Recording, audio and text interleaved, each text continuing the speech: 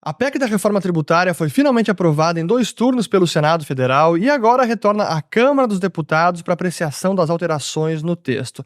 E pelas sinalizações dadas pelo Arthur Lira, tudo indica que devemos ter aprovação completa ainda em 2023. Se houver alguma dissidência sobre as emendas que foram incluídas pelo Senado, elas podem ficar para 2024, mas a intenção da Câmara é aprovar o texto base ainda neste ano. Independentemente da sua opinião sobre a reforma tributária, a verdade é que ontem sim foi um dia histórico, porque pela primeira vez em décadas temos uma reforma que vai mudar por completo o sistema tributário brasileiro, que é um dos piores do planeta.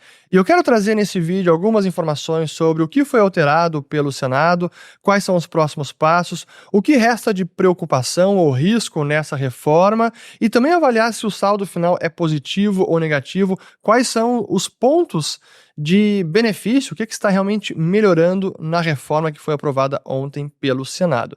E eu começo o vídeo dizendo que é uma reforma que não há consenso, mesmo entre gente de esquerda e gente de direita. Assim, em ambos os espectros políticos, há quem concorde e há quem discorde dessa reforma.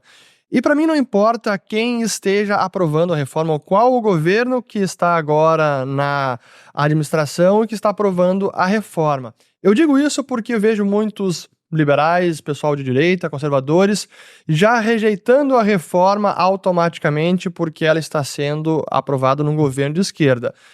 Em parte eu entendo porque, historicamente, reformas fiscais, reformas administrativas ou governo de esquerda querem gastar mais e tributar mais. Então é de se esperar algo mais nocivo para a economia, para o cidadão. Mas é preciso entender o que está sendo aprovado independente do governo em questão e é o que a gente vai buscar trazer neste vídeo. Primeiro sobre, então, o texto final aprovado no Senado. É verdade que o texto original lá da PEC 45 já vinha sendo desidratado, como a gente comentou em vídeos anteriores, e isso aconteceu novamente no Senado, especialmente por conta das exceções que foram incluídas. Então, se a gente pudesse fazer uma avaliação do texto da PEC, talvez antes merecesse uma nota 7 ou 8, e agora o texto final ficou com uma nota mais para 5 ou menos. Ainda assim, aqueles que defendem a reforma dizem que o saldo é positivo. Eu quero voltar a esse ponto. E das exceções, eu quero destacar aqui uma matéria do Valor Econômico que saiu hoje, com várias dessas exceções, o que já era de se esperar, e aí entra a realidade da política, o lobby, as negociações, os grupos de pressão que têm voz maior, conseguem fazer valer a sua vontade, que conseguiram ser incluídos em regimes de exceção ou com redução da alíquota global de 60%, como, por exemplo, o setor de eventos, serviços de educação, serviços de saúde, dispositivos médicos, produtos de cuidados básicos à saúde menstrual, enfim, vários. A redução de 30%. Previsão de alíquota reduzida em 30% para a prestação de serviços de profissão intelectual de natureza científica, literária ou artística, desde que sejam submetidas à fiscalização por conselho profissional. A medida deve beneficiar profissionais liberais como médicos, dentistas, advogados e engenheiros. Enfim, então tivemos claramente várias exceções. Alguns até esperavam mais exceções e ficaram satisfeitos com o que foi incluído. E é o que a política conseguiu entregar. Deveria ser bem menos, sem dúvida alguma. Até porque a inclusão de mais exceções vai elevar a alíquota final do IVA para perto de 27,5%. As estimativas, sem as exceções, levaria o IVA para ao redor de 22%, que já é bem elevado, mas 27,5% possivelmente será o maior IVA do planeta. Eu quero voltar a esse ponto porque tem muita gente dizendo que isso é a prova de que é uma reforma que está aumentando a carga tributária no Brasil. Mas sim que o IVA seria dos maiores do planeta. O que preocupa ainda no texto que foi aprovado?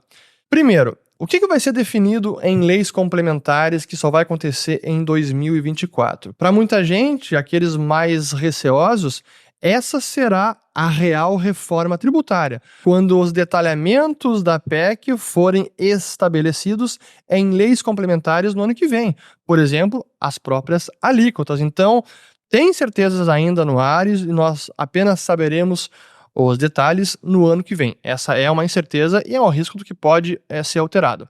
Outra coisa que preocupa, o período de transição ele é bastante amplo, vai até 2033. Isso significa que os efeitos da reforma só serão sentidos ao longo do tempo, com uma defasagem enorme, inclusive com um período de transição em que nós conviveremos com dois sistemas tributários em paralelo, o atual e o novo que vai sendo introduzido paulatinamente. É um risco, até me traz ao próximo ponto, pelo que pode ser mudado ao longo do caminho. 10 anos até ter uma transição completa, muita coisa pode acontecer, então é um período talvez alongado demais. Poderia ter sido de forma diferente? Acredito que sim, mas é o que foi passado. Outro ponto de preocupação, o tal do Conselho Federativo, que é o conselho que vai gerir a administração dos impostos para estados e municípios. Quais reais poderes terá esse conselho? Os mais críticos dizem que pode ser um novo poder da República. Será que é um risco superestimado? Confesso que eu não tenho certeza, mas é sim algo que traz risco. É uma incerteza que paira no ar. E aí, por fim, de pontos que preocupam, eu não quero fazer uma lista exaustiva, realmente algo mais resumido, o quanto que a alíquota global vai prejudicar o setor de serviços? IVA de 27,5%, cara, é muito alto. Então, aqueles que não estão incluídos em regimes de exceção, em alíquota reduzida, vão sentir os efeitos, e aqueles setores que terão agora a carga tributária aumentada, sem dúvida que serão prejudicados. O quanto que serão prejudicados no toda a reforma ainda é difícil saber, mas certamente alguns grupos, alguns setores serão prejudicados. E essa conta final só saberemos mais para frente. Aí dos pontos positivos que eu já elenquei nos vídeos anteriores, mas preciso reforçar. A transparência nos impostos. Esse fato de o IVA ser 27,5% é ruim, porque é um imposto elevado, mas ele evidencia a enorme carga tributária que hoje nós temos, e esse é o ponto, nós já temos essa alta carga tributária hoje, mas ela está escondida, porque são impostos calculados por dentro, são impostos que não aparecem na nota final, e o consumidor nem sabe o quanto está pagando de imposto. E isso é difícil, inclusive, para pressionar governos para reduzirem todo o fardo fiscal, que é o que vai permitir uma redução da carga tributária. Então, quando o imposto não aparece, é naquela velha máxima, o que os olhos não veem, o coração não sente, vale para imposto também. Se a gente não vê o imposto que está sendo pago, é difícil saber realmente o quanto que está embutido de imposto em todos os produtos da nossa economia. E um IVA, mesmo que seja o IVA dual, trará essa transparência, e isso é excelente. Além da transparência, nós temos o princípio do destino, então o imposto será cobrado no destino, onde os serviços são de fato, os produtos são consumidos. Também não temos a cumulatividade, então a não cumulatividade foi garantida também agora no texto aprovado pelo Senado, isso é excelente. A incidência ampla e é como a maior parte dos países funciona. Então aí há uma real simplificação nos tributos e na forma de cálculo, e até na consequência do regime atual, do sistema atual, que acaba acarretando em todas as discussões infindáveis na justiça. Vocês sabem, coisa que demora para discutir o que é produto, o que é bem, o que é serviço, como impacta ICMS, PIS, COFINS. São, às vezes, batalhas judiciais que levam 5, 10, 20 anos. É uma insanidade.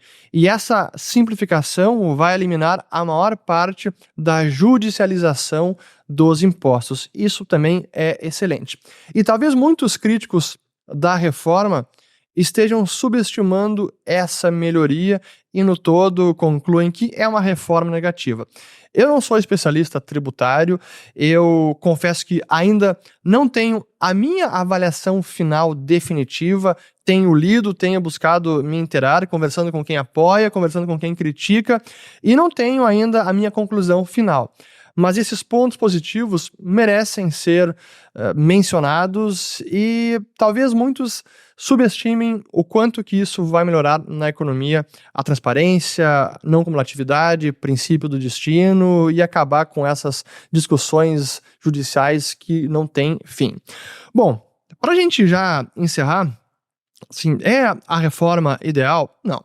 Longe disso, a gente sabe que poderia ter sido melhor, mas potencialmente vai acabar com esse manicômio tributário que nós vivemos, que traz ineficiência, desperdício de recursos, tira muito da nossa competitividade, afugenta capital estrangeiro. É interessante, até eu vou tentar colocar isso na edição do vídeo. Teve uma carta do Steve Jobs, já tem muitos anos isso, por que não investir no Brasil? E ele citou justamente esse sistema tributário que é muito complexo. Essa era uma das razões, ou talvez a principal razão, não me lembro ao certo, mas isso foi citado. Então isso ajuda também a atrair capital estrangeiro, investidores para investir no país, e não apenas estrangeiros, mas também local. Então, é uma parte importante.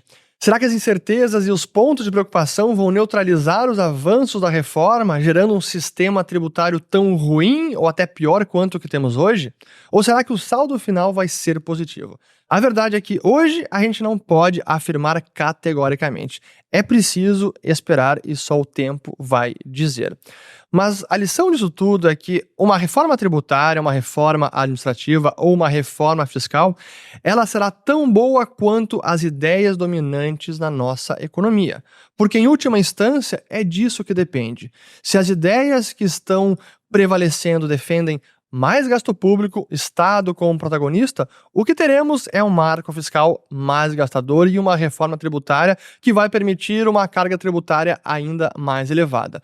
Mas se há um entendimento da opinião pública, da sociedade, de políticos, de empresários, de que é preciso diminuir o tamanho do Estado a qualquer custo, aí sim nós teremos uma reforma melhor. Porque qualquer que seja a regra estabelecida, ela pode ser alterada. Porque se a ideia dominante defende mais gasto público, mais Estado, cedo ou tarde a regra será mudada, como acabou de ser agora com o arcabouço fiscal. Então é preciso seguir lutando pelas ideias corretas que vão levar o Brasil a ter um Estado muito menor do que o que temos hoje, que é o que vai permitir a real diminuição da carga tributária, coisa que essa reforma não está tratando. Ela está apenas buscando simplificar. A redução da carga virá pela diminuição do Estado. E para isso é preciso também melhorar as ideias vigentes e dominantes na nossa economia. Espero ter gostado desse vídeo. Eu vou colocar aqui os dois outros sobre a reforma tributária. Esse é um tema que seguirá sendo debatido, discutido, avaliado. Qualquer comentário, discordância, enfim, coloquem aqui abaixo e a gente volta no próximo vídeo. Obrigado.